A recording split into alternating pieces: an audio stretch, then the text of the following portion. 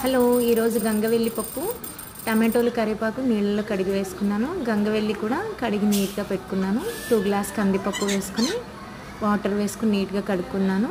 ఇప్పుడు కడిగిన గంగవెల్లిని కుక్కర్లో వేసుకుంటున్నాను. టమాటోలు కూడా వేసుకుంటున్నాను. కాస్త కరివేపాకు, 3 గ్లాసుల వాటర్ వేసుకుంటున్నాను.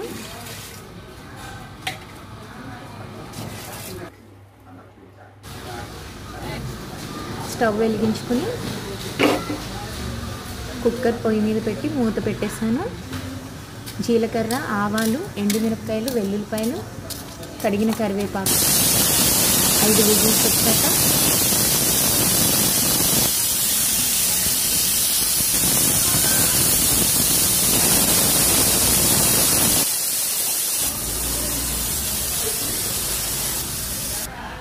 కుక్కర్ని దించేసుకున్నాను. కాస్త ఉప్పు వేసుకున్నాను. పప్పు గుత్తితో బాగా మెదుపుకోవాలి. టమాటోలు, ఆకుకూర బాగా స్మాష్ అయిపోయే వరకు.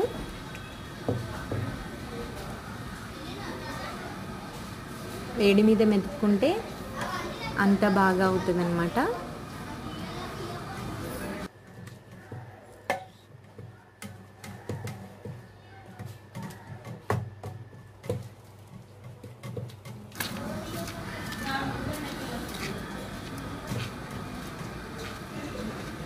బాగా నలిగిపోయిందండి.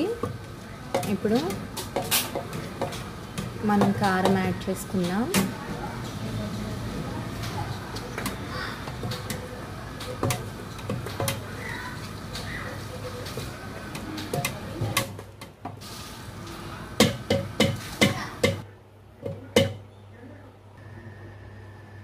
టూ స్పూన్స్ కారం యాడ్ చేసుకుంటున్నామండి.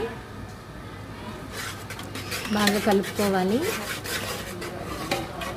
ఇది ఇప్పుడు పక్కన పెట్టేసుకుని తాలింపుకి రెడీ చేసుకోవాలి. తాలింపుకి స్టవ్ మీద ఒక బాండి పెట్టానండి. 2 స్పూన్స్ ఆయిల్ వేసుకున్నాను. మనం రెడీ చేసుకున్న తాలింపు దినుసులన్నీ ఒకేసారి వేసేస్తున్నానండి.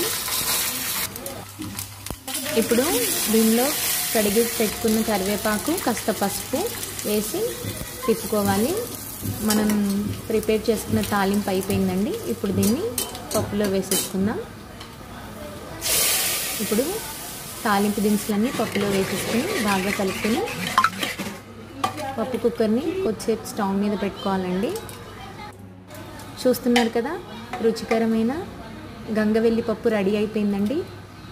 లైక్ చేయండి, ఫాలో చేయండి, షేర్ చేయండి, సబ్స్క్రైబ్ కూడా చేయండి. ఎంతో కలర్ఫుల్గా చాలా బాగుంది కదా. బాయ్.